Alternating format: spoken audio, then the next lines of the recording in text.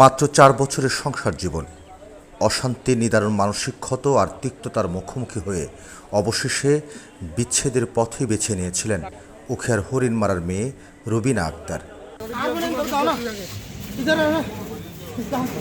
ভেবেছিলেন আদালতের বারান্দায় মামলার ইতি টেনে জীবনের নতুন একটি অধ্যায় শুরু করবেন। দেড়মোহরের যে কটা টাকা রুবিনার হাতে উঠেছিল তার বিনিময়ে যেন এক নিমিষেই নিভে গেল জীবনের শেষ আলো। সোমবার মামলার নিষ্পত্তির শেষ দিন। দেড়মোহরের শেষ কিস্তির 15,000 টাকা হাতে নিয়ে সিএনজি অটোরিকশায় চড়ে বোনের সাথে বাড়ির পথে রওনা হয়েছিলেন রুবিনা। সাথে ছিলেন বোন শাহিনা শানু। কিন্তু একটি অসাবধানী ও দ্রুতগতির কাভার্ড ভ্যান এক নিমিষেই সব স্বপ্ন গুড়িয়ে দিল। কাভার্ড ভ্যানের নির্মম ধাক্কায় নিহত হন রুবিনা।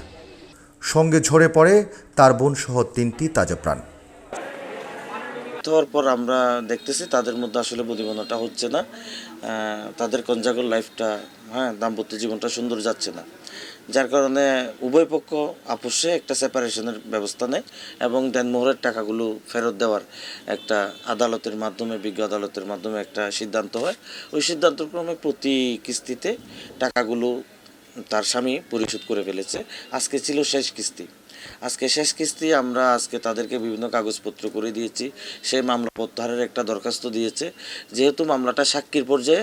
তো আদালতের বিচারিক লড়াই শেষ হয়েছিল ঠিকই, কিন্তু জীবন যুদ্ধের শেষ মোড়ে এসে রুবিনা আক্তারের এমন নির্মম পরিণতি মেনে নিতে পারছেন না কেউই। হাসপাতালের মর্গের সামনে এখন শুধুই স্বজনদের আহাজারে আর কান্নার রোল।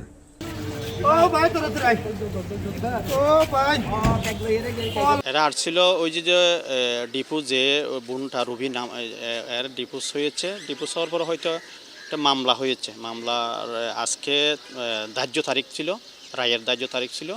সেই সুবাদে এরা 2 বোন মামলাতে আসছিল। তো যাওয়ার পথে অ্যাক্সিডেন্টটা হয়েছে আর কি।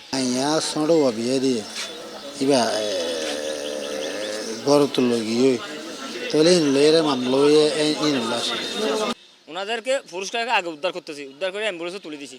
তখন আরেকটা মহিলা আবার অ্যাম্বুলেন্সে তুলে দিছি। একটা মহিলা আমি নিয়ে সিনসি আমি যেটা নিয়ে আসতেছি, এইটা তো ওইটাই এখানে নিয়ে আসছি। এই নির্মম সড়ক দুর্ঘটনায় আহত আরও 2 আত্মীয় মৃত্যু পথযাত্রী, যারা কক্সবাজার সদর হাসপাতালে ভর্তি। কামরুল ইসলাম মিন্টু, 71, কক্সবাজার।